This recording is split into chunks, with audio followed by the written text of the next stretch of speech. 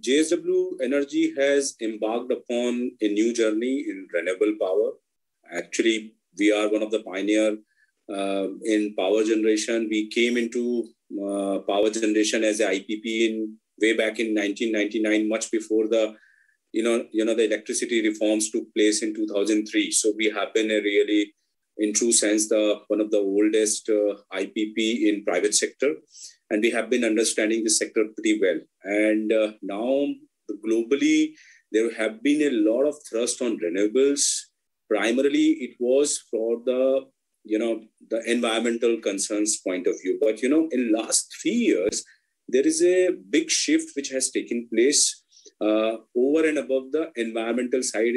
Second is the economic side of it. In last 2 years, 3 years time frame, the power cost generated from the renewable resources have become lower than from the it is generated from the fossil fuel. And that's where the explosive growth and demand has come into play. And that's where we decided that we would like to take a meaningful plunge in this particular sector. And we decided that whatever our future growth will be there, it will be from the renewable sources. Today, we are a 4.6 gigawatt company, and we have put up a target of 20 gigawatt by 2030.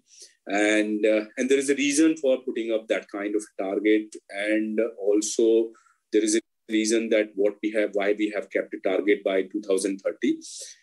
And we decided that all the incremental growth which will be coming from the renewable resources. Today, we are having 35% of our portfolio is from the renewable resources, which will become 85% by 2030. We also signed a protocol where we talked about that we will be becoming reducing our carbon emission by 50% by 2030 and become net zero in carbon by 2050. We also committed ourselves for CDP and signed SBTi, science-based targets for validation of our methods to reduce our carbon emission and to become a partner in global warming. Right. So, Prashant, let's talk about these targets which you have set yourself. These are 3-4 times in the next, 9-10 years. And they look ambitious to many. And of course, naysayers question them. But let me, as a management, and you've been a part of setting up those targets. If we work backwards, are you in line? What makes you confident that you will be able to achieve it? What's the working behind those targets? Sure. So, Ajay, if you look at the power demand in this country is around 165, 170 gigawatt of base demand and 185 to 190 gigawatt of peak demand.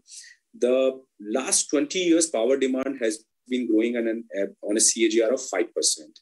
And going forward in next 10 years, our GDP will be probably growing at 6 to 7% CAGR, but we consider on a conservative basis, let the GDP grow at 5% and power demand will also grow at 5% CAGR in next 10-year time frame. Then you are talking about close to 10 gigawatt of the absolute net power demand growth every year, which is going to come from the renewable resources. That means you need close to 30 to 35 gigawatt of the additional capacity every year.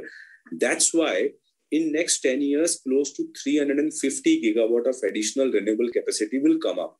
That is the reason that in national power policy, the government has given a target of 450 gigawatt of the renewable capacity by 2030. 100 is already operational, another 350 gigawatt will come up. So we decided that out of the 350 gigawatt, we will be keeping a target of close to 15 gigawatt, which is less than 4% of the actual demand, which will be our size of opportunity, which will be coming up. And the reason for keeping this 15 gigawatt was that our free cash flow in our balance sheet is close to 2,000 to 2,200 crore every year.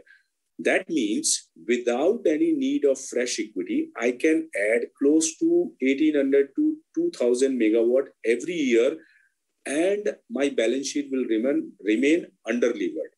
So, two aspects we looked at. One is the size of opportunity. We are targeting only less than 4% incremental market share, and we are looking at free cash flows. If I want to lever up my balance sheet or I raise equity, I can accelerate